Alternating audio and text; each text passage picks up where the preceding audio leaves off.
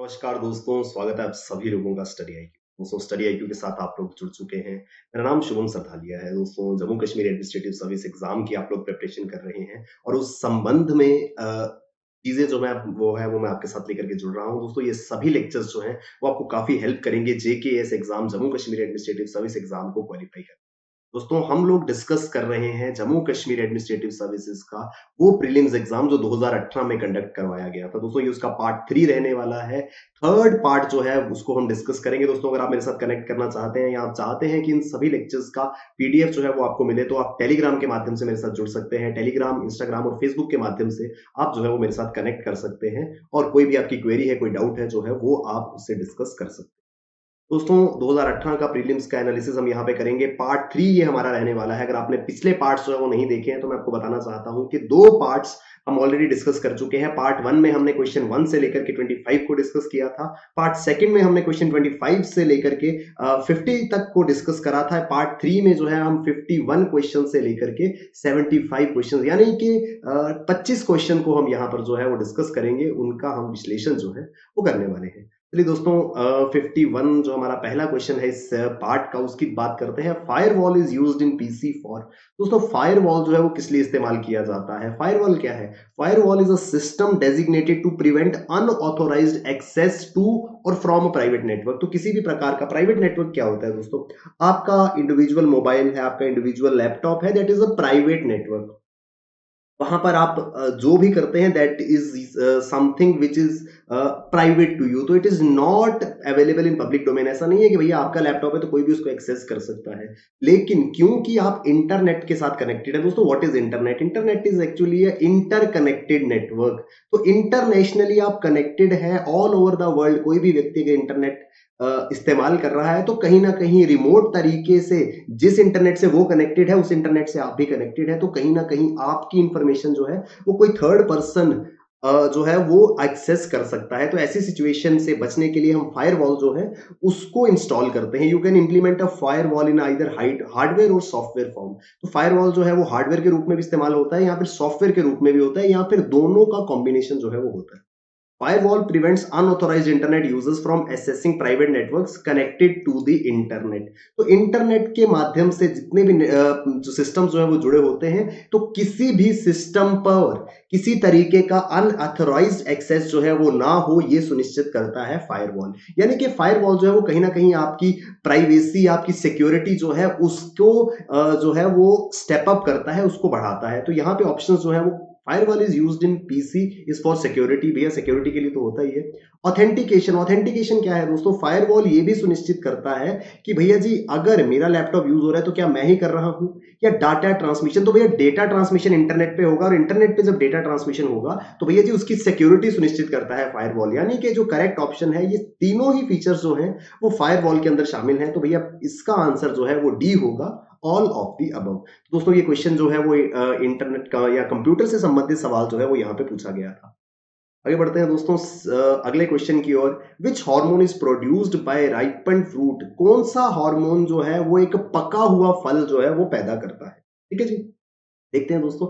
Ethylene is a gas and is known as the fruit ripening hormone. Ethylene जो है वो एक प्रकार की गैस है जो कि फल को पकाने वाले हार्मोन के रूप में भी जानी जाती है। Every fruit has a certain level of ethylene production through out it's life cycle. तो किसी भी फल के अंदर इथिलीन जो है वो उसके जीवन काल में प्रोड्यूस जो है वो होता रहता है।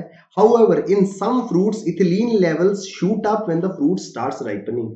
तो भैया इथिलीन जो है वो ऑलमोस्ट सभी फलों के अंदर मौजूद रहता है, मगर कुछ फलों में ऐसा देखा गया है कि भैया जब फल पकना शुरू हो जाता है तो उसके अंदर इथिलीन की मात्रा जो है वो बढ़ जाती है। तो इसी वजह से इसे फ्रूट राइपनिंग हार्मोन जो है वो कहा जाता है। तो एक क्वेश्चन कहता है विच hormone is produced by ripened fruit? कौन सा फल जो है कौन सा हार्मोन जो है वो एक पका हुआ फल जो है वो प्रोड्यूस करता है? तो उसका आंसर जो है वो सी है। इथिलीन जो है वो प्रोड्यूस होता है एक पके हुए फ्रूट, एक राइपेंड फ्रूट के अंदर।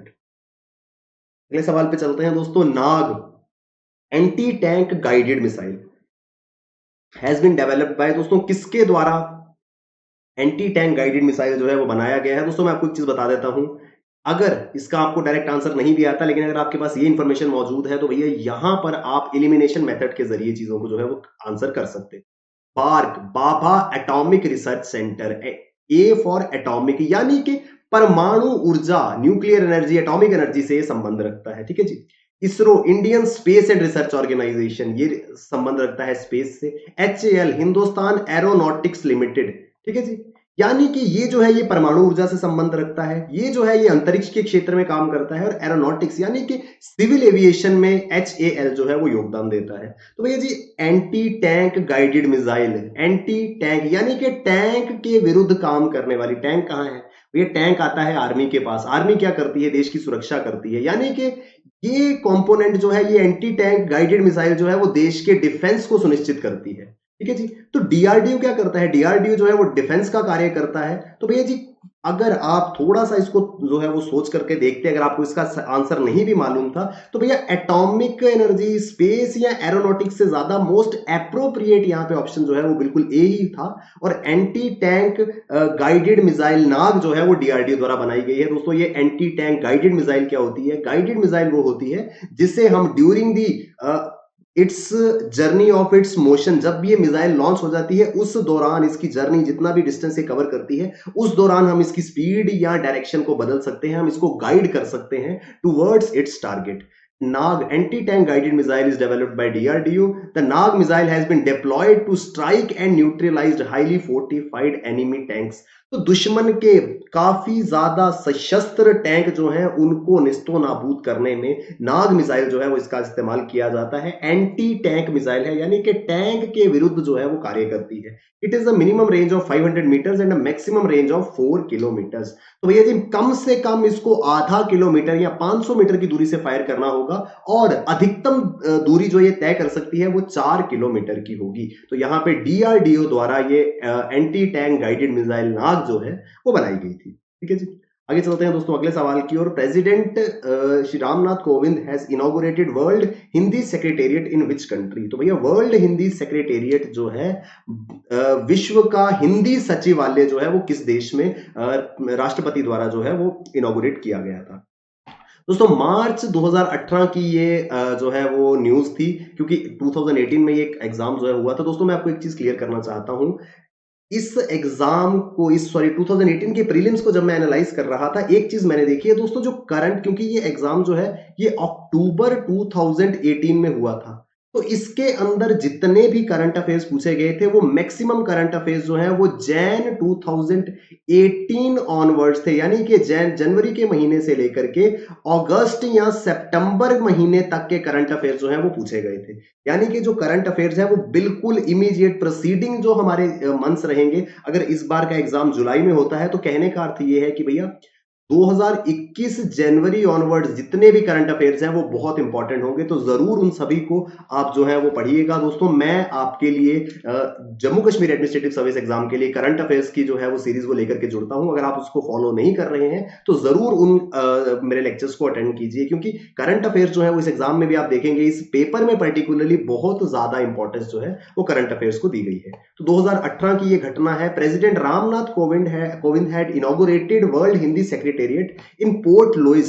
Capital of Mauritius. तो मॉरिशियस के अंदर जो है वर्ल्ड हिंदी सेक्रेटेरिएट को महामहिम राष्ट्रपति द्वारा 2018 में उसका उद्घाटन जो है वो किया गया था। The secretariat is fully financed by India and a grant of 33 crore was provided. 33 crore की जो है वो राशि इसके लिए हिंदुस्तान द्वारा प्रदान की गई थी। उद्देश्य था भैया दुनिया भर में हिंदी भाषा जो है उसको प्रोत्साहित करना, क्योंकि हमारी मदर टंग है, हमारी राष्ट्रीय भाषा है हिंदी, तो दुनिया में उस हिंदी भाषा का प्रसार करना, प्रचार करना जो है वो उद्देश्य था, जिसके अंतर्गत मॉरिशियस में 2018 में वर्ल्ड हिंदी सेक्रेटेरिएट जो है वो बनाया गया था। इस वर्ल्ड हिंदी सेक्रेटेरिएट का जो नींव है वो रखी गई थी 2015 में देश के प्रधानमंत्री नरेंद्र मोदी जी द्वारा। तो नरेंद्र मोदी जी ने 2015 में इस वर्ल्ड हिंदी सेक्रेटेरिएट का जो है वो शिलान्यास करा था, और 2018 में ये तैयार हो गई थी, जिसको देश के राष्ट्रपति श्री रामनाथ कोविंद जी ने जो है वो इनॉग्रेट करा था 2018 में। तो ये क्वेश्चन था, तो यहाँ पे इसका आंसर जो है 54 का वो डी है। ये क्वेश्चन जो है वो हमारा करंट अफेयर से पूछा गया। आगे बढ़ते हैं दोस्तों। अगेन ये साइंस एंड टेक्नोलॉजी का करंट अफेयर संबंधित सवाल जो है वो है, NASA recently announced a new probe called the Parker probe which will study. तो 2018 के आसपास नासा ने जो है वो पार्कर प्रोब की बात करी थी। तो पार्कर प्रोब जो है दोस्तों, अगर आपने पढ़ा है, सूर्य के संबंध में ये मिशन जो है वो नासा द्वारा लॉन्च किया गया था। NASA's Parker solar probe seeks to gather information about sun's atmosphere. सूर्य का जो वायुमंडल है उसके बारे में जानकारी प्राप्त करने के लिए नासा ने जो है ये पार्कर सोलर प्रोब जो है उसको जो है वो प्लान आउट करा है। तो ये अगेन हमारा करंट अफेयर्स का साइंस एंड टेक्नोलॉजी का क्वेश्चन जो था वो शामिल। Sample registration system of India provides data on.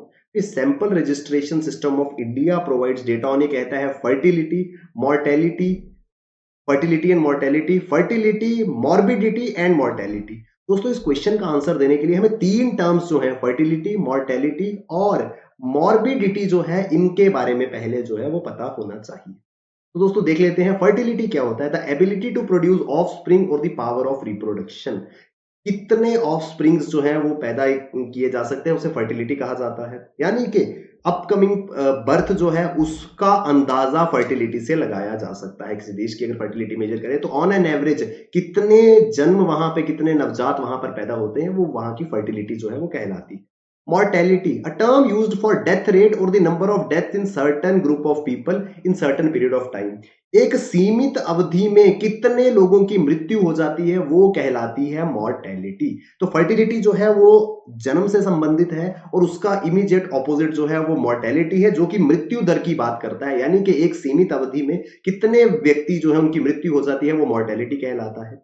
तीसरा टर्म जो है वो मॉर्बिडिटी की बात करता है। It refers to having a disease or a symptom of disease. किसी भी प्रकार की बीमारी या बीमारी के लक्षण अगर किसी में पाए जाते हैं तो वो जो है वो मॉर्बिडिटी का जो है वो शिकार या मॉर्बिडिटी का पार्ट जो है उसको कहा जाता है। फर्टिलिटी जो है वो जन्म से संबंध रखती है, मॉर्टेलिटी जो है वो मृत्यु दर से संबंध रखती है और मॉर्बिडिटी जो है वो बीमारी से या बीमारी के लक्षणों से ग्रस्त लोगों के बारे में बातचीत जो है वो करती है। ठीक है जी।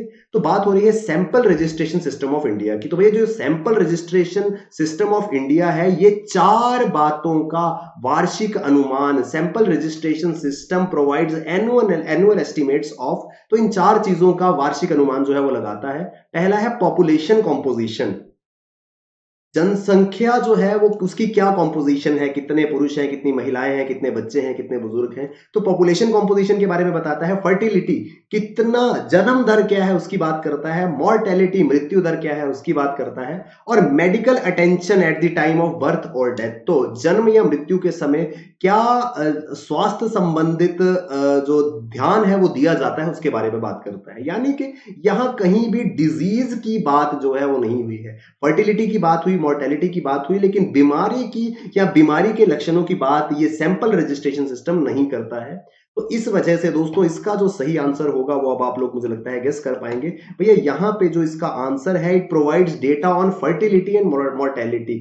जन्म दर और मृत्यु दर के बारे में बात करता है। मॉर्बिडिटी यानी कि बीमारी के लक्षण या बीमारी से ग्रस्त व्यक्तियों की कोई भी बात इस सैंपल रजिस्ट्रेशन सिस्टम में नहीं होती है। तो सी जो है वो यहाँ पे करेक्ट ऑप्शन। आगे बढ़ते हैं दोस्तों अगले सवाल की ओर। Through which of the following mountain passes the world's highest motorable road passes.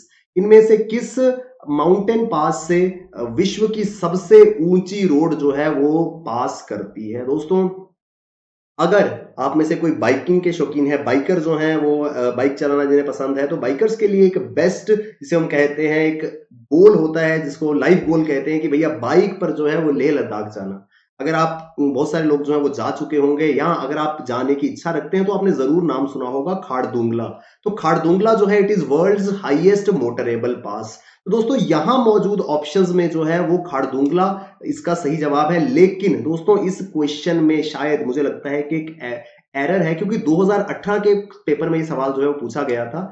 The world's highest motorable road passes through Umling La top in Ladakh. तो 2017 में बॉर्डर रोड ऑर्गेनाइजेशन, सीमा सड़क संगठन द्वारा लद्दाख के उमलिंग ला टॉप पर दुनिया का सबसे ऊंचा मोटरेबल रोड जो है वो बनाया गया था। पहले जो है वो खारदुंगला हुआ करता था, लेकिन 2017 में बीआरओ ने जो है वो लद्दाख के उमलिंग ला टॉप में सबसे ऊंचा मोटरेबल रोड जो है वो बनाया था। 19,300 फीट की ऊंचाई पर यह स्थित था and connects Chisumle and Demchok villages located 230 kilometre from Leh. तो लेह से 230 किलोमीटर की दूरी पर चिसुमले और देमचौक व्लादिवोस्टॉक विलेज को ये कनेक्ट करता था। उमलिंग ला टॉप, तो इस समय विश्व का सबसे ऊंचा मोटरेबल रोड जो है वो है उमलिंग ला टॉप इन लद्दाख। तो क्योंकि दोस्तों ये पास जो है ये 2017 में बनकर के तैयार हो गया था, तो अगर यहां पर ऑप्शन में जो है वो लद्दाख रेंज होता तो हम उसको जो है वो टिक करते, लेकिन यहाँ पे लद्दाख रेंज की बात नहीं हुई है। तो सेकंड हाईएस्ट मोटरेबल पास जो है वो खारदुंगला है। 2017 से पहले खारदुंगला ही जो है वो वर्ल्ड्स हाईएस्ट मोटरेबल रोड जो है वो हुआ करता था। लेकिन आगे के लिए मैं आपको फिर बता रहा हूँ, ध्यान रखिएगा दोस्तों, उमलिंग ला टॉप लद्दाख जो है वो इस समय दुनिया का हाईएस्ट मोटरेबल पास जो है वो कहलाता है। चलते हैं दोस्तों अगले सवाल की ओर। What is the name of the robot to assist astronauts that has been sent to international space station atop SpaceX falcon 9 rocket. Again दोस्तों ये साइंस एंड टेक्नोलॉजी का क्वेश्चन है, करंट अफेयर्स में आया था 2018 के समय में। स्पेस एक्स फॉल्कन रॉकेट में एक एक्सपेरिमेंटल रोबोट जिसका नाम था Simon with an animated cartoon face, दोस्तों आप देख पा रहे होंगे अपनी स्क्रीन पर भैया कुछ इस तरीके का कार्टून जैसे फेस वाला ये रोबोट था। सिमोन जिसका नाम था was sent to international space station on board a SpaceX Falcon 9 rocket. तो SpaceX के Falcon 9 रॉकेट में एक एक्सपेरिमेंटल रोबोट जो है वो भेजा गया था जो कि कार्टून जैसा दिखता था। तो इस रोबोट का नाम जो था वो सिमोन था। तो यहां पर नेम जो है वो बी ऑप्शन इसका करेक्ट ऑप्शन था। इस तरीके के सवाल दोस्तों साइंस एंड टेक्नोलॉजी हमेशा याद रखिएगा, सिविल सर्विसेज के अंदर साइंस एंड टेक्नोलॉजी जो है वो हमेशा करंट अफेयर से पूछी जाती है as far as prelims is concern. तो भैया साइंस एंड टेक्नोलॉजी के सवाल मैक्सिमम प्रीलिम्स में आएंगे, तो हमेशा अपने आप को ये इस चीज के लिए रेडी रखिए कि जो भी चीज साइंस एंड टेक्नोलॉजी की आपको न्यूज के अंदर दिखती है उसको जरूर नोट डाउन कर लीजिए। यू नेवर नो कौन सी चीज जो है वो क्वेश्चन बन के आपके एग्जाम में पूछी जा सकती है। आगे बढ़ते हैं दोस्तों 59th question, the ancient text which Kalhana relied in writing Raj Tarangini. दोस्तों काल्हाना, अगर आपने Jammu Kashmir administrative services preparation में जम्मू कश्मीर का इतिहास पढ़ा है तो भैया जम्मू कश्मीर का इतिहास जो है, history of Jammu Kashmir starts with this word. The source of the history of Jammu and Kashmir is called as Raj Tarangini. Raj Tarangini Kalhana द्वारा लिखी गई एक किताब है जो कि कश्मीर के इतिहास को दर्शाती है। तो काल्हाना जो है उन्होंने ये किताब राज तरंगिनी लिखी थी जिसके ऊपर पूरा का पूरा जम्मू कश्मीर का इतिहास जो है वो उसके अंदर दर्ज है। सोर्स है ये जम्मू कश्मीर की हिस्ट्री का राज तरंगिनी। अगर हमें आज जम्मू कश्मीर की इतिहास के बारे में पता चलता है तो भैया उसमें राज तरंगिनी की बहुत अहम भूमिका है। तो काल्हाना ने ये राज तरंगिनी लिखी थी। इस राज तरंगिनी को लिखने के लिए उन्होंने एक एंशिएंट टेक्स्ट जम्मू कश्मीर की एक पुरानी किताब का जो है वो रेफरेंस लिया था। उस किताब का नाम है नीलमत पुराण। याद रखिएगा बहुत ही इंपॉर्टेंट ये दोनों बुक्स जो हैं वो हैं। जम्मू कश्मीर का इतिहास जो है वो दर्ज किया गया है काल्हाना द्वारा उनकी किताब राज तरंगिनी में, और जो राज तरंगिनी है वो नीलमत पुराण का रेफरेंस लेकर के लिखी गई है। तो the ancient text on which Kalhana relied while writing Raj Tarangini is called as Neelmat Puran. C is the correct option for this question. आगे बढ़ते हैं दोस्तों अगला सवाल, a resident of Britain wants to connect her relative in Srinagar during sunrise hours and want to wish him New Year greetings. At what British local time she should make a call to India? आसान भाषा में समझते हैं भैया। सवाल कहता है कि एक नागरिक है, एक रहने वाले बाशिंदे हैं ब्रिटेन के, तो ब्रिटेन से उनको श्रीनगर में जम्मू कश्मीर के अंदर यानी कि इंडिया में, दोस्तों ये तो आपको क्लियर होगा कि इंडिया का चाहे श्रीनगर हो, चाहे जो है केरला हो, चाहे गुजरात हो, चाहे आसाम हो, पूरे देश में टुवर्ड्स नॉर्थ साउथ ईस्ट और वेस्ट सेम टाइम जो है वो इस्तेमाल किया जाता है। ऐसा नहीं है कि भैया कश्मीर में टाइम अलग है, केरला में अलग होगा, गुजरात में अलग है, असम में अलग होगा। टाइम जोन्स बेशक यहाँ पे दो पड़ते हैं लेकिन एक यूनिफॉर्मिटी के लिए हमने इंडियन स्टैंडर्ड टाइम आईएसटी जो है उसको यूज किया है। तो आईएसटी इंडियन स्टैंडर्ड टाइम जो है वो हमारी क्रॉस करती है उत्तर प्रदेश से, जो है वो क्रॉस करके इंडियन स्टैंडर्ड टाइम जो है वो जाती है। तो इंडियन स्टैंडर्ड टाइम की वजह से कॉमन टाइम जो है वो ऑल ओवर द कंट्री जो है वो देखा जाता है। और ये बात है कि भैया जो इंडियन स्टैंडर्ड टाइम है वो जो ब्रिटिश टाइम है उससे कितना आगे या पीछे है उसके आधार पर ये सवाल जो है उसका आंसर हम लोग जो है वो देने वाले थे। तो दोस्तों देख लेते हैं कि क्या टाइम डिफरेंस है इंडिया और ब्रिटेन के बीच में। India is 4 hours and 30 minutes ahead of United kingdom, यानी कि यूनाइटेड किंगडम से 4.5 घंटे आगे जो है वो इंडिया का टाइम चलता है। एग्जाम्पल के तौर पर अगर यूनाइटेड किंगडम में इस समय सुबह के 12 बज रहे होंगे, ठीक है जी, तो हिंदुस्तान के अंदर सुबह के 4:30 AM हुए होंगे, ठीक है जी। वैसे ही जब ब्रिटेन में दोपहर के 2 बजेंगे, हिंदुस्तान में शाम के 6:30 बजेंगे, ठीक है जी। तो हिंदुस्तान जो है वो ब्रिटेन से 4.5 घंटे आगे चलता है। सवाल कहता है कि भैया जी जब हिंदुस्तान के अंदर सनराइज हो रहा था उस समय सुबह सुबह ड्यूरिंग सनराइज आवर्स अगर ब्रिटेन से किसी व्यक्ति को फोन करना है, वो चाहता है कि भैया जब हिंदुस्तान में सूरज उदय हो रहा हो उस समय जो है वो मेरा कॉल जो है वो श्रीनगर में मेरे रिलेटिव को लगे, तो सूरज उदय इंडिया में कब होता है, तो करीब आप लेके चलते हैं 5:30 to 6:30, ठीक है जी। तो 5:30 6:30 सूर्योदय जो है वो शुरू हो जाता है। इस वजह से दोस्तों आप जो है वो 4.5 घंटे अगर हम पीछे जाते हैं, ठीक है जी, 4.5 घंटे अगर हम पीछे जाते हैं तो भैया जी 1:30 AM to 2:30 AM जो है वो इसका ऑप्शन एक हो सकता है। दोस्तों इसके अंदर मेरे हिसाब से दो करेक्ट ऑप्शन जो है वो हो सकते हैं। किस तरीके से दोस्तों, अगर हम सिंपल टाइम पे जाए, अगर हम ऑन एन एवरेज देखें तो सुबह 5:30 बजे या 6:30 बजे जो है वो सनराइज हो जाता है, ठीक है। तो 5:30 या 6:30 बजे से हम 4.5 घंटे पीछे जाते हैं, तो रात के 1:30 या 2:30 के करीब अगर कोई कॉल करता है ब्रिटेन से, तो भैया वो यहाँ पर कॉल जो लगेगा इंडिया में वो करीब करीब उस समय हिंदुस्तान के अंदर सुबह के 4:30 5:30 बज रहे होंगे। लेकिन दोस्तों यहाँ पर एक चीज और मेंशन्ड है, न्यू ईयर ग्रीटिंग्स यानी नव वर्ष की शुभकामनाएं। नव वर्ष कहाँ होता है भैया, दिसंबर के महीने में, सर्दी के समय में, ठीक है जी। तो सर्दी के समय में सनराइज जो है वो थोड़ा सा डिलेड हो जाता है। तो सर्दी के समय जो सूर्योदय का समय है वो 6 से 7 के बीच में रहता है। तो भैया अगर सुबह 6 AM to 7 AM सनराइज हो सर्दी के समय में, तो यहाँ पे सी ऑप्शन जो है वो भी करेक्ट हमारा जो है वो हो सकता है, क्योंकि यहाँ पे आउटराइटली न्यू ईयर मेंशन्ड है। तो न्यू ईयर यानी कि 31 दिसंबर के समय, सर्दी के समय सनराइज थोड़ा सा लेट होता है। तो मैं जो है वो पर्सनली सी ऑप्शन के साथ जाना यहाँ पे पसंद करूंगा। सी ऑप्शन कहता है कि भैया जब ब्रिटेन में 2 या 3 बज रहे होंगे, हिंदुस्तान में उस समय 6 6:30 7 बजे का समय होगा और सर्दी के समय में यही सनराइज का टाइम जो है वो रहता है। तो सी जो है वो यहाँ पे करेक्ट ऑप्शन होगा, इवन दो ए भी जो है वो इसका करेक्ट ऑप्शन हो सकता है।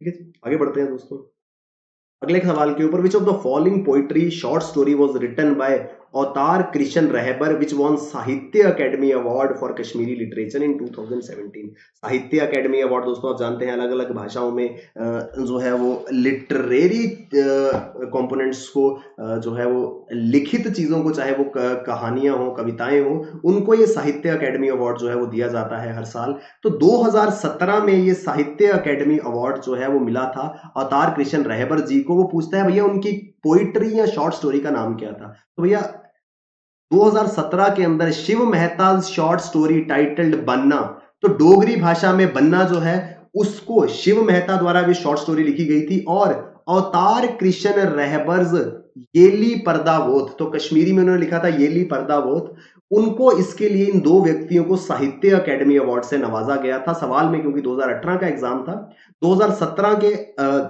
साहित्य अकेडमी अवार्ड से सवाल आया था, तो बी ऑप्शन येली पर्दावोत जो है उस पोएम के लिए अवतार कृष्ण रहबर जी को साहित्य अकेडमी अवार्ड मिला था। उन्हीं के उसी के साथ में डोगरी भाषा के लिए शिव मेहता की शॉर्ट स्टोरी बन्ना को जो है वो भी साहित्य अकेडमी अवार्ड मिला था 2017 में। दोस्तों मैं आपको ये बताना चाहता हूं भैया, क्योंकि एग्जाम 2018 में हुआ था तो 2017 के अवार्ड पूछे गए थे, लेकिन अगर 2021 में अब एग्जाम होने जा रहा है तो भैया प्रोबेबिलिटी तो कम है, क्योंकि पिछली बार साहित्य अकेडमी से क्वेश्चन आ गया था, तो चांसेस कम है कि इस बार दोबारा से साहित्य अकेडमी से क्वेश्चन जो है वो आएगा। मगर फिर भी हमें जानना जरूरी है। तो 2020 के साहित्य अकेडमी अवार्ड जो है वो किस किस को जम्मू कश्मीर के अंदर मिले हैं। डॉक्टर ज्ञान सिंह फॉर इस डोगरी प्ले बाबा जितमल, तो बाबा जितमल डोगरी नाटक के लिए डॉक्टर ज्ञान सिंह जी को साहित्य अकेडमी अवार्ड 2020 में डोगरी भाषा में मिला है। एंड स्वर्गीय HK भारती फॉर इस कश्मीरी शॉर्ट स्टोरी टाइटल्ड तिलस्मी खाना बदोश। दोस्तों याद रखिएगा, नोट कर लीजिए, डोगरी और कश्मीरी भाषा में साहित्य अकेडमी अवार्ड जो है वो दिया जाता है। 2017 का हमें पूछा गया था क्योंकि एग्जाम 2018 में हुआ था, लेकिन क्योंकि इस बार 2021 में एग्जाम हो रहा है तो चांसेस है कि भैया 2020 के साहित्य अकेडमी अवार्ड के लिए पूछा जाएगा। तो 2020 में साहित्य अकेडमी अवार्ड डोगरी प्ले के लिए मिला था डॉक्टर ज्ञान सिंह जी को। उनके प्ले का नाम था बाबा जितमल। और कश्मीरी शॉर्ट स्टोरी के लिए स्वर्गीय एच.के. भारती जी को मिला था। उनकी शॉर्ट स्टोरी का नाम था तिलस्मी खाना बदोश। इसके नोट कर लीजिए दोस्तों, शायद ये सवाल जो है एग्जाम के अंदर दोबारा पूछा जाए। चलिए दोस्तों आगे बढ़ते हैं अगले सवाल की ओर। अगला सवाल जो है उसमें 4 स्टेटमेंट्स हमें दी गई हैं। पहली स्टेटमेंट कहती है governor's rule imposed in Jammu and Kashmir. President Ramnath Kovind has given his assent to imposition of governor's rule in Jammu and Kashmir. दोस्तों 2018 की बात हो रही है क्योंकि 2018 का एग्जाम था। 2018 में ही जो है वो राष्ट्रपति द्वारा गवर्नर रूल जम्मू कश्मीर के अंदर लगाया गया। This is the second time under J and K governor N N. Vohra's tenure. तो सेकंड स्टेटमेंट कहती है कि श्री एन.एन. वोहरा जो कि जम्मू कश्मीर के गवर्नर रहे करीब 10 साल के लिए, उनके कार्यकाल में दूसरी दफे जो है वो राष्ट्रपति द्वारा गवर्नर रूल जम्मू कश्मीर के अंदर लगाया गया था। तीसरी स्टेटमेंट कहती है governor rule was implemented in Jammu and Kashmir for the first time in 1977 which continued for 105 days. तो तीसरी स्टेटमेंट कहती है कि भैया 1977 में पहली दफा जो है वो गवर्नर रूल लगाया गया और ये गवर्नर रूल जो था वो 105 दिन के लिए चला था। और चौथी स्टेटमेंट जो है कहती है this is fifth time governors rule is imposed in J&K. दोस्तों यहां से एक चीज क्लियर है भैया, फर्स्ट स्टेटमेंट और फोर्थ स्टेटमेंट आपस में ही कॉन्ट्राडिक्टरी हैं। यानी कि अगर स्टेटमेंट 1 सही है तो 4 गलत होगी, अगर 4 सही है तो 1 गलत होगी। क्यों?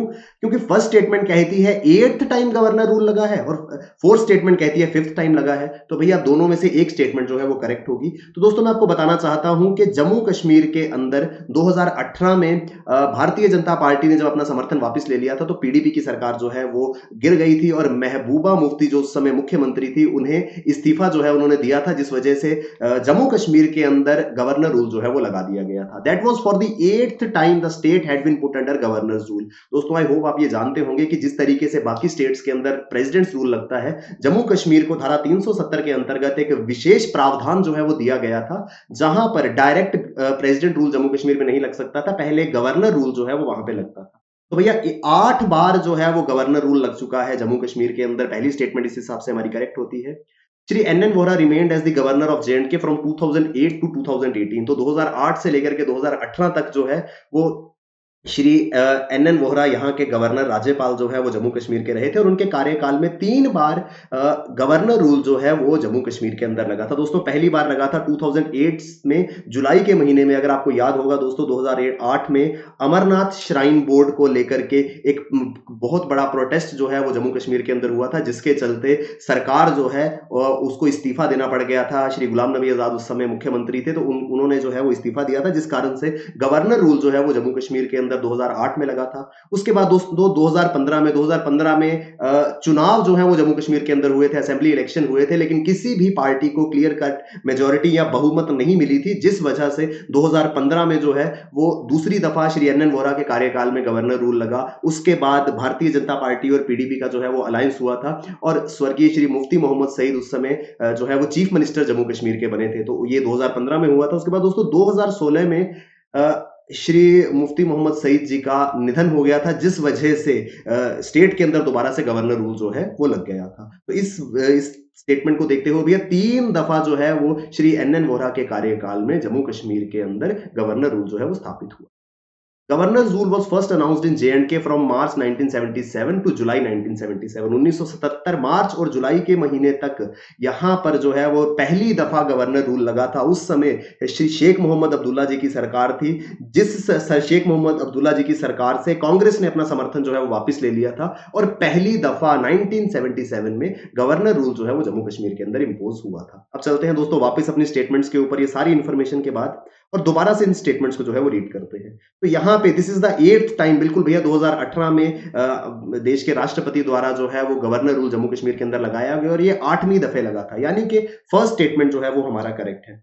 दोस्तों अगर हमको सिर्फ इतना भी मालूम है कि भैया फर्स्ट स्टेटमेंट करेक्ट है तो इस क्वेश्चन का आंसर हम दे सकते थे, क्योंकि सिर्फ एक ही ऐसा स्टेटमेंट है जिसके अंदर 1 आंसर जो है वो शामिल है। तो ए जो है इसका ऑप्शन जो है हम सीधा भी आंसर कर सकते थे अगर हमको ये मालूम होता कि फर्स्ट स्टेटमेंट करेक्ट है।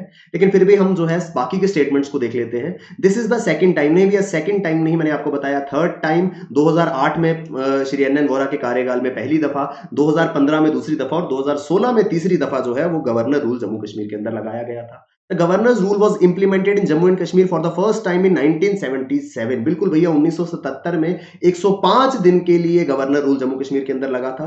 और फोर्थ स्टेटमेंट तो ऑटोमेटिकली गलत हो जाता है, क्योंकि फर्स्ट स्टेटमेंट जब करेक्ट है तो जब 8 दफा लग चुका है तो फिफ्थ वाला तो सवाल ही नहीं उठता, यानी कि यहां पे हमारा आंसर जो है वो ए ऑप्शन जो है वो रहने वाला है। अगला क्वेश्चन था यमन प्रिय was the name used in ancient times for. तो यमन प्रिय किसे कहा जाता है दोस्तों, ये इतिहास का हिस्ट्री का एक सवाल है। यूपीएससी सिविल सर्विसेज में काफी समय पहले ये सवाल जो है वो पूछा गया था। If I am not wrong शायद 2011 या 12 के अंदर ये सवाल जो है वो पूछा गया था। पेपर, काली मिर्च को जो है वो यमन प्रिय के नाम से जाना जाता था। तो यमन प्रिय पेपर जो है इसे कहा जाता है। आगे बढ़ते हैं दोस्तों। 64th question, the capital of Kakatiya dynasty was. दोस्तों मैं एक चीज की ओर आपका ध्यान जो है वो केंद्रित करना चाहता हूं। ये क्वेश्चन 2018 के जेकेएएस एग्जाम के अंदर पूछा गया था। दोस्तों इससे पहले काकतीय किंगडम के बारे में सवाल जो है वो यूपीएससी सिविल सर्विसेज का एग्जाम जो 2017 में हुआ था उसमें आया था। तो काकतीय किंगडम का मेंशन जो है वो यूपीएससी सिविल सर्विसेज 2017 के अंदर हुआ था, और उसी से 2018 में फिर एक सवाल जो है जम्मू कश्मीर एडमिनिस्ट्रेटिव सर्विस में पूछा गया। बताने का मेरा उद्देश्य ये है कि जब हम इस तरीके के एग्जाम की प्रिपरेशन कर रहे हैं तो उसके आसपास के वर्षों में यूपीएससी द्वारा कंडक्ट कराए गए एग्जाम, चाहे वो सीडीएस का हो, एनडीए का हो या फिर यूपीएससी सिविल सर्विसेज का हो, उसको एक बार जरूर गो थ्रू कर लीजिए जो पिछले एक साल में एटलीस्ट एग्जाम यूपीएससी ने कंडक्ट करवाया हो, क्योंकि कई बार वहां से मिलता जुलता सवाल जो है वो हमें एग्जाम के अंदर देखने को मिल सकता है। तो भैया जी इसका आंसर जो है काकतीय किंगडम वारंगल बी इसका सही जवाब है। Kakatiya is an Andhra dynasty that flourished in 12th century. Kakatiya dynasty ruled from Warangal, Telangana. आज प्रेजेंट डे तेलंगाना के अंदर वारंगल शहर जो है वो इस काकतीय डायनेस्टी की कैपिटल जो है वो हुआ करता था। काकतीय के बारे में मैं आपको बता रहा हूं, सवाल जो है वो 2017 के यूपीएससी सिविल सर्विसेज के प्रीलिम्स में था, और इस वजह से 2018 में जेकेएस के अंदर भी काकतीय किंगडम की बात जो है वो करी गई। आगे बढ़ते हैं दोस्तों। अगला सवाल, when was the constitution of Jammu and Kashmir adopted and came into effect from. दोस्तों आपको मालूम होगा जम्मू कश्मीर का अपना एक संविधान है, ठीक है जी। तो जम्मू कश्मीर का जो संविधान है वो कब बना और कब लागू हुआ। दोस्तों अगर आपको याद हो इंडिया का जो कॉन्स्टिट्यूशन है वो कब बना और कब लागू हुआ, तो 26 नवंबर 1949 1949 26 नवंबर को हमारा कॉन्स्टिट्यूशन ऑफ इंडिया जो है वो बनकर के तैयार हो गया था, and it came into force from 26 जन 1950। तो 26 जनवरी 1950 को हमारे देश का संविधान जो है वो लागू हुआ था। उसी तरीके से दोस्तों 1956 में जम्मू कश्मीर का संविधान जो है वो बनकर के तैयार हुआ था 17 नवंबर 1926 को, and came into effect from 26 जनवरी 1957। 26 जनवरी, क्योंकि हिंदुस्तान का संविधान भी जो है वो 26 जनवरी को लागू हुआ था, उस दिन को मान्यता देने के लिए जम्मू कश्मीर का संविधान जो है उसे भी 1957 के वर्ष में 26 जनवरी के दिन जो है वो लागू किया गया था, मगर ये बन करके तैयार हो गया था 1956 में। यानी कि it was ready bye 1956 and came into force from 26 जनवरी 1957। तो ये जो है वो यहाँ पे हमारा करेक्ट ऑप्शन जो है वो रहेगा। दोस्तों अगला सवाल जो है हमारा 66th क्वेश्चन जो है वो बात करता है in the pedogenesis by mixing activities earthworm improves. तो दोस्तों पीडोजेनेसिस अगर आप नहीं जानते हैं तो भैया it is the process of soil formation.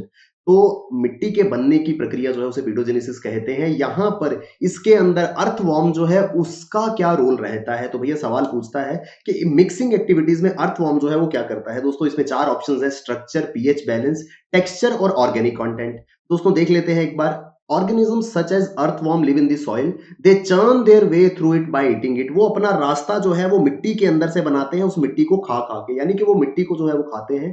This results in the production of nutrient rich manure in the form of their excreta. तो भैया वो मिट्टी को खाते हैं और उनके एक्सक्रीटा के रूप में एक खाद जो है वो बन करके निकलती है। दोस्तों क्योंकि वो मिट्टी को खा रहे हैं तो उनकी जो एक्सक्रीटा है उसके अंदर में मिट्टी जो है वो रहती है, लेकिन उसके अंदर कुछ न्यूट्रिएंट्स भी जो है वो मौजूद रहते हैं। Their movement helps soil in mixing and aeration. तो दोस्तों यहां पर इससे क्या होता है दोस्तों, ना तो इससे उसके सॉइल के स्ट्रक्चर में कोई बदलाव आएगा, ना ही पीएच बैलेंस में कोई बदलाव आएगा, क्योंकि ना ही कुछ एसिडिक यहां हो रहा है, ना ही कुछ बेसिक यहां पर जो है वो ऐड हो रहा है। तो पीएच बैलेंस जो है उसमें भी कोई चेंज नहीं आएगा।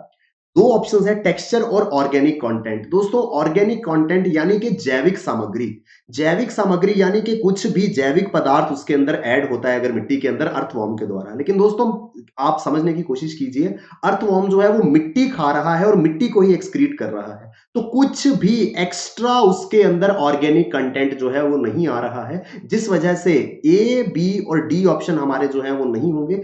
टेक्सचर, क्योंकि भैया एरेटेड यानी कि छोटे छोटे पोर्स के रूप में जो है वो मिट्टी को वो खोदना शुरू करता है, जिससे कि टेक्सचर जो है वो मिट्टी का, सॉइल का बदल जाता है। तो इसका जो आंसर है वो हमारा यहाँ पे होगा ऑप्शन सी।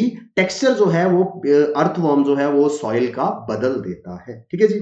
तो दोस्तों ये हमारा 66 क्वेश्चन। अगले आगे चलते हैं 77 क्वेश्चन। दोस्तों यहाँ पर रिट्स की जो है वो बात की जा रही है। इससे पहले भी एक सवाल में हमने रिट्स जो है उनको डिस्कस करा था। 5 प्रकार की रिट्स जो हैं वो हमारे संविधान के अंदर सम्मिलित हैं, जो कि संविधान हमारा जो है वो सुप्रीम कोर्ट और हाई कोर्ट को ये अथॉरिटी देता है कि वो किसी भी प्रकार के वायलेशन हो अगर फंडामेंटल राइट्स की, तो भैया ये रिट्स जो है वो दायर कर सकते हैं। इसमें शामिल है habeas corpus, quo warranto, mandamus, certiorari और प्रोहिबिशन। तो उन्हीं रिट्स में से एक सवाल जो है वो आया है, the writ of mandamus is issued by supreme court और high court when any public authority has to do a public duty but fails to do so. दोस्तों मैंडामस का मैं आपको बताना चाहता हूं, the literal meaning of writ mandamus is we command. Mandamus का अर्थ है कि भैया हम तुम्हें ये आदेश देते हैं। ये कब होता है? जब भी कोई पब्लिक ऑफिशियल या पब्लिक अथॉरिटी अपनी ड्यूटी नहीं करता है, तो सुप्रीम कोर्ट या हाई कोर्ट उसको कहता है कि हम तुम्हें मैंडामस रिट जो है वो सुप्रीम कोर्ट या हाई कोर्ट इशू करता है कि भैया हम तुम्हें आदेश देते हैं, we command you to perform this duty. मान लीजिए आपके इलाके में म्युनिसिपैलिटी जो है वो अच्छे से काम नहीं कर रही है, सफाई काम आपके मोहल्ले में या आपके इलाके में नहीं हो रहा है, तो ऐसे में आप क्या करेंगे? आप कोर्ट में, हाई कोर्ट या सुप्रीम कोर्ट में जा सकते हैं कि भैया इस तरीके से म्युनिसिपैलिटी जो है वो काम नहीं कर रही है। तो उस समय कोर्ट जो है वो मैंडामस रिट जो है उन्हें दायर करेगा कि भैया जी हम आपको कमांड देते हैं। तो पहला स्टेटमेंट जो है वो यहाँ पे करेक्ट है, when any public authority has to do a public duty but fails to do so. तो स्टेटमेंट 1 यहाँ पे करेक्ट हो जाता है। सेकंड स्टेटमेंट कहता है, the writ of prohibition is issued by supreme court और high court for questioning the order already passed by an inferior court, tribunal और क्वाजी जुडिशियल अथॉरिटी। दोस्तों प्रोहिबिशन और सर्शियोरारी ये दो टाइप्स की रिट्स होती हैं। The literal meaning of prohibition is to forbid. Prohibition कहता है भैया मैं तुम्हें मना कर रहा हूं। तो ये क्या है? A court that is higher in position issues a prohibition writ against a court that is lower in position to prevent it from exceeding its jurisdiction. कोई भी हायर कोर्ट को अगर लगता है कि उससे लोअर कोर्ट का जो डिसीजन है उसमें वो अपनी जुरिस्डिक्शन, जो उसका दायरा बना करके दिया, आप जानते हैं सुप्रीम कोर्ट की अपनी जुरिस्डिक्शन है, हाई कोर्ट की अपनी है, डिस्ट्रिक्ट कोर्ट्स की अपनी है। जब भी एक हायर कोर्ट को, चाहे वो सुप्रीम कोर्ट हो या हाई कोर्ट हो, उसे लगता है कि इंफीरियर कोर्ट जो है वो अपनी जुरिस्डिक्शन को क्रॉस कर रही है, अपने दायरे को क्रॉस कर रही है, ऐसी सिचुएशन में उस लोअर कोर्ट को जो है वो प्रोहिबिशन का रिट इशू किया जाता है कि भैया रुक जाओ, हम तुम्हें रोक लगा रहे हैं, तुम अपनी जुरिस्डिक्शन को क्रॉस कर रही हो। ठीक है जी। लेकिन जो स्टेटमेंट कहती है वो कहती है प्रोहिबिशन जो रिट है वो किसी ऑर्डर को क्वैश करती है। तो दोस्तों क्वैशिंग वाला जो पॉइंट है वो प्रोहिबिशन में नहीं बल्कि सर्शियोरारी में आता है। The literal meaning of the writ certiorari is to be certified और to be informed. The writ is issued by court higher in authority to a lower court और tribunal, ordering them either to transfer a case pending with them or to quash their order in case। यानी कि higher court जो है again lower court को ये writ issue करता है, जिसमें या तो अगर लोअर कोर्ट में कोई केस पेंडिंग हो तो हायर कोर्ट बोलता है भैया ये केस हमें ट्रांसफर कर दो, या फिर अगर लोअर कोर्ट ने कोई ऑर्डर जो है वो किया है तो उस ऑर्डर को क्वैश जो है वो कर दिया जाता है। तो स्टेटमेंट 2 जो है यहाँ पे क्वैश करने की बात करता था, तो भैया क्वैश जो है वो प्रोहिबिशन में नहीं बल्कि सर्शियोरारी रिट के अंदर जो है वो किया जाता है। यानी कि ये जो सेकंड स्टेटमेंट है वो सारी की सारी statement with reference to prohibition नहीं विद रेफरेंस टू सर्शियोरारी होनी चाहिए थी, जिस वजह से हमारा सेकंड स्टेटमेंट जो है वो इनकरेक्ट हो जाता है। यहां पर सिर्फ पहला स्टेटमेंट जो है वो करेक्ट है। तो राइट ऑप्शन इस क्वेश्चन का होगा option A, only statement 1 is correct. ठीक है जी। अगला सवाल जो है, the best source for the data for the estimation of crude birth rate in India is. Crude birth rate, ये क्रूड बर्थ रेट क्या होता है? The crude birth rate is the number of live births occurring among the population of a given geographical area during a given year. The total population of the given area during the same year. एक इलाके में कितने लोगों का जन्म हो रहा है विद रेफरेंस टू उस इलाके की पॉपुलेशन कितनी है। दोस्तों यहाँ पे एक तो बर्थ रेट इंक्लूडेड है, दूसरा यहाँ पे दोस्तों इलाके की पॉपुलेशन देखने के लिए देखना पड़ेगा भैया कितने डेथ्स उस टाइम पे। मान लीजिए हम 6 महीने का वक्त लेकर के चलते हैं तो हम देखेंगे भैया 6 महीने में बर्थ कितने हुए और 6 ही महीने में डेथ्स कितनी हुई। मैंने आपको अभी ऐसा ही एक सवाल जो है हमने पहले डिस्कस किया, मॉर्टेलिटी और फर्टिलिटी के बारे में बात करी, जन्म दर और मृत्यु दर। तो भैया जी सवाल कहता है best source for the data for the estimation of crude birth rate. Crude birth rate के लिए हमें क्या देखना था? फर्टिलिटी और मोर्टेलिटी, दोस्तों अभी मैंने आपको बताया इनमें से कहां पर हमने डिस्कस किया कि फर्टिलिटी और मोर्टेलिटी दोनों को हम कंसीडर करते हैं भैया sample registration system. Option C के अंदर जो है सैंपल रजिस्ट्रेशन सिस्टम में हम मृत्यु दर और जन्म दर दोनों को कंपेयर करते हैं, जिससे आता है हमारा क्या, क्रूड बर्थ रेट। ठीक है जी, सी यहां पे जो है वो करेक्ट ऑप्शन होगा। आगे बढ़ते हैं दोस्तों। तो मैंने आपको ये पहले भी बता दिया था, एसआरएस जो है वो प्रोवाइड करता है population composition, fertility, mortality, medical attention given at the time of birth और डेथ। अगला क्वेश्चन 69th क्वेश्चन जो है वो हमारा बात करता है the longest high altitude glaciers are found in. सबसे लंबे हाई एल्टीट्यूड ग्लेशियर जो है वो कहां पाए जाते हैं। दोस्तों एक चीज मैं आपको बताता हूं, सबसे लंबे ग्लेशियर्स जो है वो या तो पाए जाते हैं पोलर एरियाज में, ठीक है जी, लेकिन यहाँ पे पोलर एरियाज में से कोई भी एक ऑप्शन नहीं है, तो इस वजह से हमको जो है इन ऑप्शंस में से देखना था। The Biafo glacier which is 67 kilometre long is the longest high altitude glacier placed outside polar regions. तो पोलर रीजन्स के बाहर सबसे लंबा ग्लेशियर जो है वो बियाफो ग्लेशियर है। 67 किलोमीटर लंबा है, लंबाई इसकी जो है वो 67 किलोमीटर की है। कहां पाया जाता है? It is found in the Karakoram range. तो काराकोरम रेंज के अंदर ये पाया जाता है, और काराकोरम रेंज जो है वो हिमालयन रेंज के एक हिस्से को कहा जाता है। तो Karakoram range is the part of great Himalayas, यानी कि सबसे लंबा बियाफो ग्लेशियर जो है वो कहां हुआ, वो हिमालयाज के अंदर जो है वो हुआ। तो ऑप्शंस में डी जो है वो हमारा हिमालयाज है। तो longest high altitude glacier is found in Himalayas. दोस्तों एल्प्स, रॉकीज, एंडीज, हिमालयाज ये सभी जो हैं ये विश्व की प्रसिद्ध माउंटेन रेंजेस हैं, पर्वत श्रृंखलाएं हैं। ठीक है जी, एक बार आपको थोड़ा सा इसके बारे में जानकारी देने के लिए ये मैप जो है मैं इसकी हेल्प जो है वो ले रहा हूं। थोड़ा सा देखने की कोशिश कीजिए और याद रखने की कोशिश कीजिएगा कौन सी माउंटेन रेंज जो है वो कहां पर है। तो दोस्तों रॉकीज जो है वो नॉर्थ अमेरिका में है, इंपॉर्टेंट माउंटेन है। साउथ अमेरिका में एंडीज है। एटलस माउंटेन रेंजेस जो है वो अफ्रीका में है। यहां कहीं पर यूरोप में एल्प्स हैं। स्कैंडिनेवियन रेंज है यहाँ पे जो है यूरोप के अंदर। ये जो है दोस्तों, ये सवाल जो है ये भी इंपॉर्टेंट है भैया। रशिया के साथ में रशिया के अंदर उराल माउंटेन जो है वो मौजूद है। ये माउंटेन्स जो हैं दोस्तों ये इंपॉर्टेंट इसलिए हैं क्योंकि यूरोप और एशिया को ये सेपरेट करते हैं। दोस्तों आप अगर देख पा रहे होंगे जितने भी हमारे कॉन्टिनेंट्स हैं दोस्तों उनमें क्लियर कट डिस्टिंक्शन जो है वो दिखता है। भैया ये नॉर्थ अमेरिका है, ये साउथ अमेरिका है, ये अफ्रीका है, यहाँ कहीं पर एंटार्क्टिका है, ये ऑस्ट्रेलिया है। ठीक है जी, लेकिन एशिया और यूरोप ऐसे कॉन्टिनेंट्स हैं जिनमें कोई फिजिकल डिस्टिंक्शन हमको नजर नहीं आता है, बिल्कुल साथ में जुड़े हुए हैं। तो दोस्तों याद रखिएगा उराल माउंटेन्स जो हैं वो यूरोप और एशिया के बीच में स्थित हैं। इस तरफ का जो कॉन्टिनेंट है ये एशिया है, वेयर इसके दूसरी ओर जो कॉन्टिनेंट है वो यूरोप है। तो ये उराल माउंटेन्स है, ये हिंदुस्तान के एरिया से इस तरफ से होकर के गुजरते हैं। हिमालयन माउंटेन्स यहाँ पर है हमारे ईस्टर्न घाट्स, वेस्टर्न घाट्स, यहाँ कहीं पर हिंदू कुश की पहाड़ियां मौजूद हैं। Atlas mountains sorry Altai mountains जो हैं वो कहीं यहाँ पर स्थित हैं। यानी कि इंपॉर्टेंट माउंटेन रेंजेस जो है वो हमें याद रखने की कोशिश करनी है। रॉकीज नॉर्थ अमेरिका में, साउथ अमेरिका में एंडीज, एटलस अफ्रीका में, यूराल माउंटेन्स एशिया और यूरोप को जो है वो डिवाइड करते हैं। हिमालयन जो है वो एशिया के अंदर मौजूद है। द ग्रेट डिवाइडिंग रेंज जो है ऑस्ट्रेलिया के अंदर मौजूद है। हमें कोशिश करनी है कि ये माउंटेन रेंजेस एटलीस्ट हमें ये याद रहे कि भैया किस कॉन्टिनेंट में कौन सी माउंटेन रेंज जो है वो स्थित है। आगे बढ़ते हैं दोस्तों। Which of the following Indian states receive more rainfall from winter monsoon than from the summer monsoon. दोस्तों आप जानते हैं दो प्रकार के मानसून जो है वो हिंदुस्तान के अंदर आते हैं, विंटर मानसून और समर मानसून। समर मानसून जिसे हम साउथ वेस्ट मानसून भी कहते हैं, और विंटर मानसून जिसे हम नॉर्थ ईस्ट मानसून भी जो है वो कहते हैं।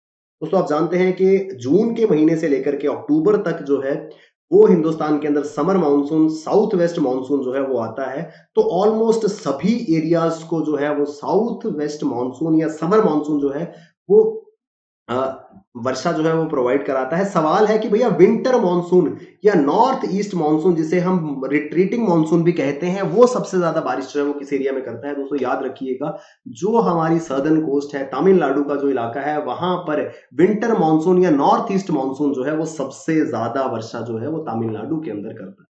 North east monsoon permanent a feature of Indian सब कॉन्टिनेंट क्लाइमेट सिस्टम, अक्टूबर से दिसंबर तक ये रहता है। दोस्तों अक्टूबर से दिसंबर तक नॉर्थ ईस्टर्न रीजन से होकर के ये मानसून जो है वो आता है। थोड़ा सा मैं आपको बताने की कोशिश करता हूं दोस्तों, मैं कोशिश करूंगा यहाँ पे इंडिया का मैप बनाने की। ठीक है जी।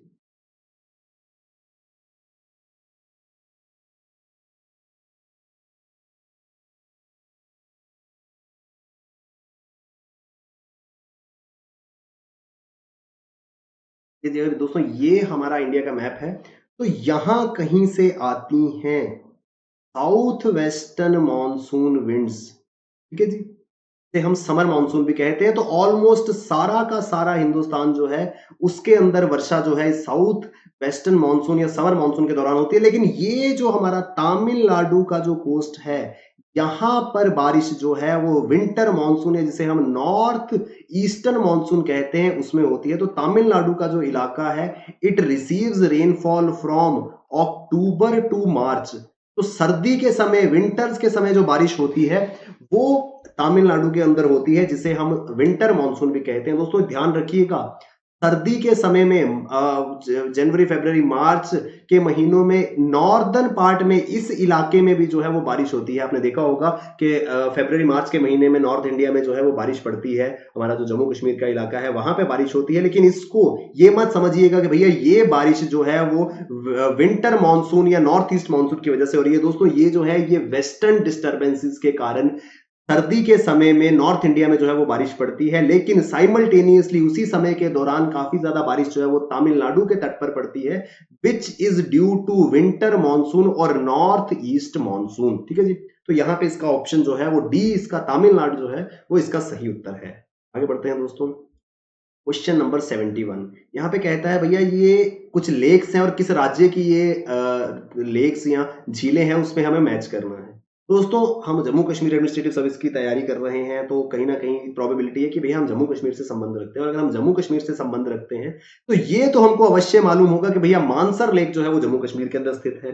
मानसर है, सुरिनसर है, ये इंपॉर्टेंट झीलें हैं जम्मू कश्मीर की। तो भैया ये तो हमको क्लियर था कि ए का जो है वो आंसर 3 होना चाहिए, ठीक है जी। तो हमने देखा किस किस ऑप्शन में ए का आंसर 3 था। ए का आंसर 2 ये गलत, इसको हमने एलिमिनेट कर दिया। ए का आंसर 4 ये, इसको हमने एलिमिनेट कर दिया। बी और डी में से कोई एक जो है वो हमको सही आंसर हमारा जो है वो रहने वाला था। यानी कि दो ऑप्शंस को एलिमिनेट करके हमने अपनी सही आंसर की प्रोबेबिलिटी को जो है वो 55% कर लिया। 55% चांसेस है कि हम सही उत्तर जो है वो इसका दे देंगे, ठीक है?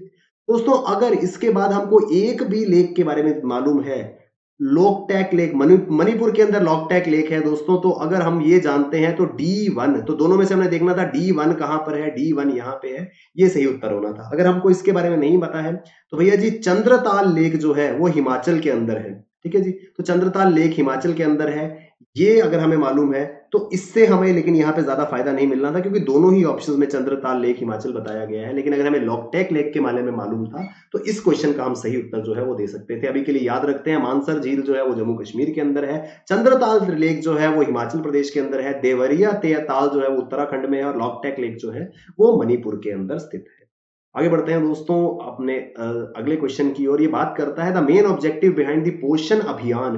दोस्तों जब भी हम एग्जाम की प्रिपरेशन करें याद रखिएगा गवर्नमेंट स्कीम्स हमारी जितनी भी हैं, एटलीस्ट उस साल में जितनी गवर्नमेंट स्कीम सरकार के द्वारा चलाई गई हैं उनके बारे में हमको एटलीस्ट बेसिक जानकारी जो है वो हो। दोस्तों आप एग्जाम पैटर्न को अगर देखेंगे, चाहे यूपीएससी का हो या स्टेट पीसीएस का हो, स्कीम से जो सवाल पूछे जाते हैं ना, they are not in detail. ऐसा नहीं है कि भैया बिल्कुल आपसे डेप्थ में जाके अच्छा ये स्कीम थी, क्या हुआ, कहां इंप्लीमेंट हुई। एक बेसिक ओवरव्यू ये जानने की कोशिश की जाती है कि आपने उस स्कीम के बारे में पढ़ा है, सुना है या नहीं है। यानी कि करंट इवेंट से आप कितने अपडेटेड है ये देखने की कोशिश की जाती है। तो पोषण अभियान के बारे में यह सवाल पूछा गया था। पोषण अभियान national nutrition mission was launched by government on March 2018। 2018 में ये स्कीम जो है वो लॉन्च की गई थी। The target of the mission is to bring down stunting among the children of age group of 0 to 6 years। 6 साल तक के बच्चों में, 6 साल तक की आयु के बच्चों में जो है वो स्टंटिंग को कम करने की कोशिश जो है इस पोषण अभियान में की गई थी। यानी कि इसका जो सही आंसर है वो ए था। लेकिन दोस्तों एक टर्म स्टंटिंग यहां पे इस्तेमाल किया, मैं उम्मीद करता हूं काफी सारे लोगों को स्टंटिंग के बारे में पता होगा। कुपोषण से संबंधित ये दो शब्द हैं, स्टंटिंग और वेस्टिंग। माल न्यूट्रिशन, अंडर नरिशमेंट से संबंध रखते हैं। स्टंटिंग जो है इसका अर्थ है लो हाइट फॉर एज। आपने देखा होगा कुछ लोगों की उम्र जो है वो काफी बढ़ जाती है, या 20-25 साल की उम्र हो गई, लेकिन हाइट जो है वो उनकी एक 13-14 साल के बच्चे से मिलती जुलती है। बहुत सारे लोग ये फेस भी करते होंगे कि भैया तुम बेटा कौन सी क्लास में पढ़ते हो, तो उत्तर मिलता है नहीं अंकल मैं पढ़ चुकी हूँ, मैं ग्रेजुएशन कर चुकी हूँ या कर चुका हूँ। यानी कि जितनी आपकी आयु है, जितनी आपकी एज है, उस हिसाब से उसके कंपैरिजन में आपकी हाइट जो है वो कम है, वो कहलाता है स्टंटिंग। और दूसरा टर्म है वेस्टिंग का। वेस्टिंग कहता है लो वेट फॉर हाइट।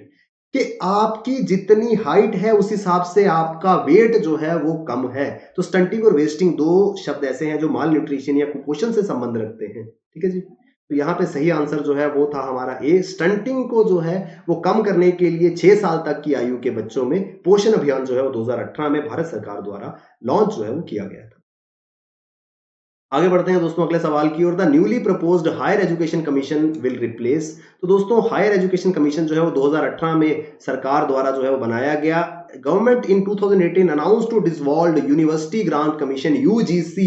यूजीसी को जो है वो डिसॉल्व करके इसकी जगह पर हायर एजुकेशन कमीशन HECI बनाने की बात जो है वो सरकार ने करी थी। तो वहां से करंट में से ये सवाल जो है पूछा गया था। दोस्तों मैं बार बार आपको बता रहा हूं कि जनवरी के 2018 से लेकर के अगस्त सितंबर तक जितनी भी रीसेंट एक्टिविटीज हुई उसमें से मैक्सिमम क्वेश्चन करंट अफेयर्स के हमसे पूछे गए। तो करंट अफेयर्स के मैक्सिमम क्या ऑलमोस्ट सभी क्वेश्चंस जो हैं वो इस टाइम पीरियड के थे। बताने का अर्थ ये है कि भैया जी अगर 2018 में जुलाई या अगस्त के महीने में ये एग्जाम होता है तो जनवरी ऑनवर्ड्स 2021 के जितने भी करंट अफेयर्स हैं उनको हमको बहुत ध्यान से जो है वो पढ़ना है। और दोस्तों ये सभी करंट अफेयर्स मैं आपको अपनी वीडियो सीरीज में इसी चैनल पर लेकर के आपके साथ में जुड़ता हूं। तो यहाँ पे सही आंसर जो है वो डी है, यूनिवर्सिटी ग्रांट कमीशन।